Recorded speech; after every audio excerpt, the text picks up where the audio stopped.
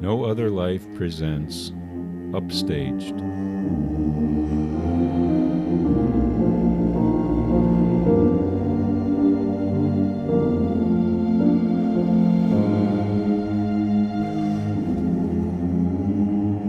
No filter.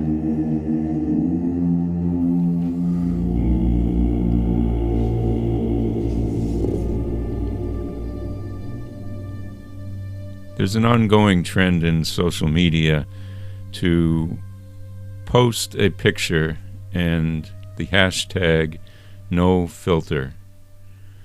And ostensibly what it's meant to say is that this completely staged photo was not completely staged. But it was, but it wasn't. And it means that I took the time to make sure that I didn't wear makeup.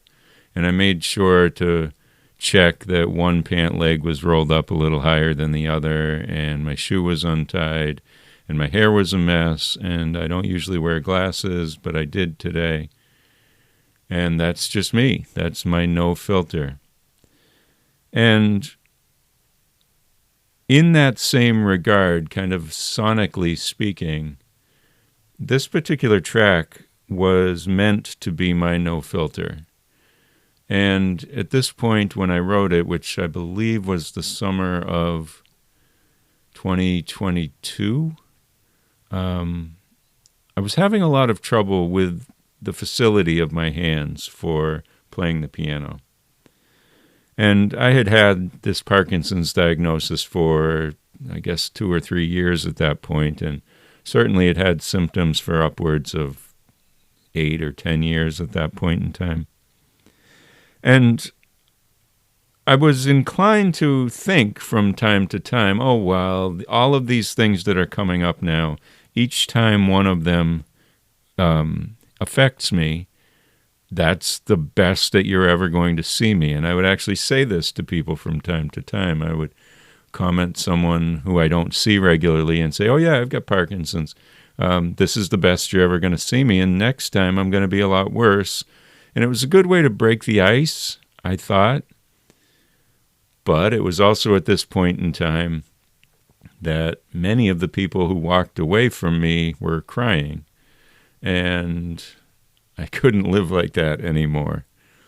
More on that at another point in time. I certainly needed to change my composure about the situation so that those around me would not feel as completely awkward at getting such news. But now it's pretty much a part of me. You know, it's on every social media post that I give, and it's in my email signature and web presence. And then part of that is simply so that people will know in advance. So if someone should meet me and they've seen that, they at least know that I'm a part of the Parkinson's community, that I'm an advocate somehow, even if they don't fully get the point that I am living with Parkinson's. But at least it gets it into their mind so they're not shocked if then 5 years later they say, how come I never knew that? Because at first you're going through life in such a way that you really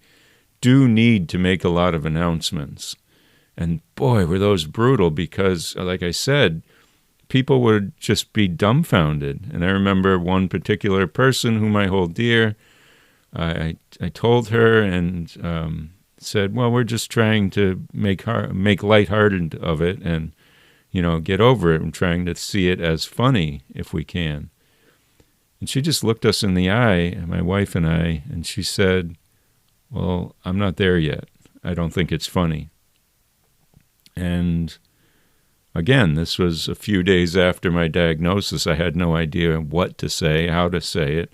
I learned over time, and I could certainly make that announcement to someone much more effectively now. But for the time being, I didn't know.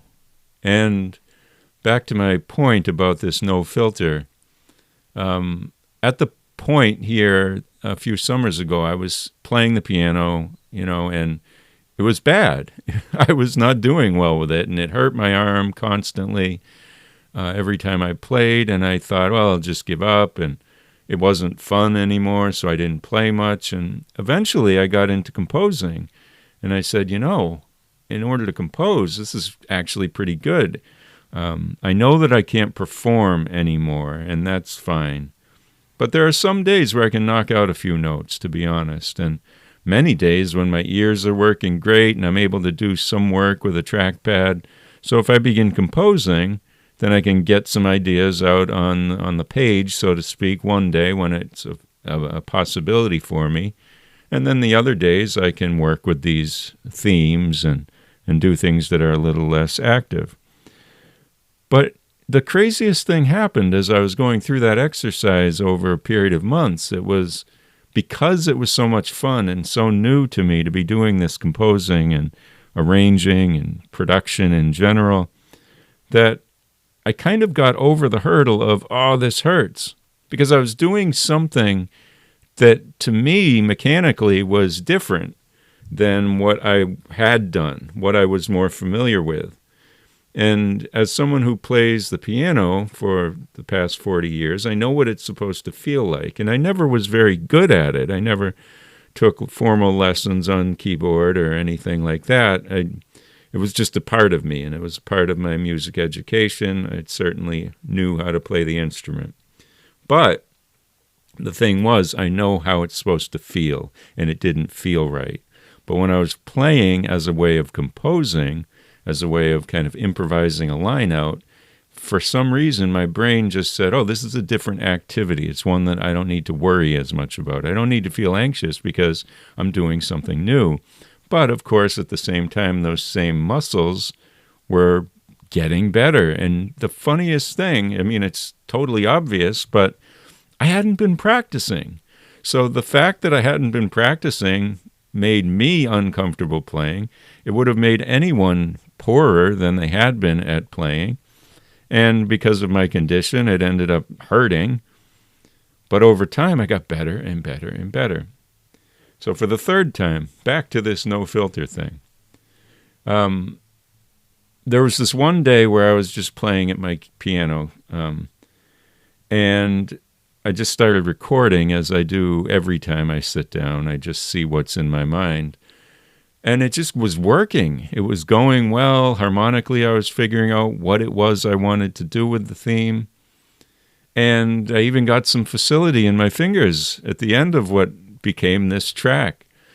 And it wasn't great. And all the other tracks on that album, I worked harder to polish. I did the best that I could to make them sound like they were played by someone with a higher level of skill at that point in time. And I don't mean that I was like changing notes or making it go more rapidly or something like that. It was just I was able to tell where my foot didn't comply with me and the pedal got stuck down. I could fix that a little bit in post.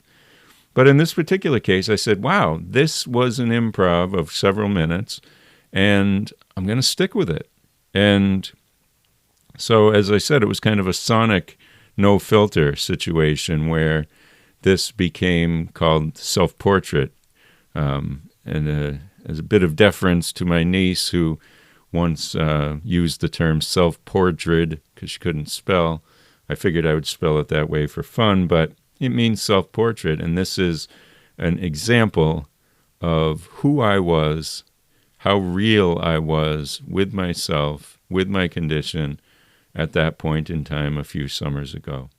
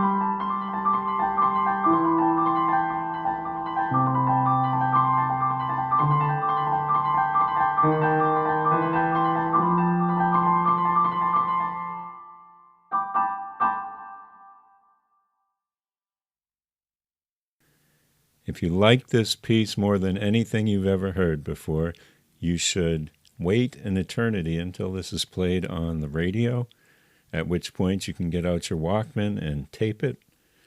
Or you could head over to rickseahome.com for the latest news, archived social media, or to purchase any of the music you hear on this podcast. Both Upstaged and the No Other Life Project are independently conceived of and managed by me, Rick Seahome, ad-free and without interruption for all listeners.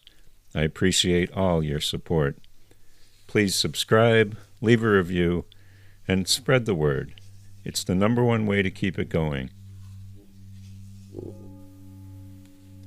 Friends, you have no other life, and it's the grandest improv session of them all.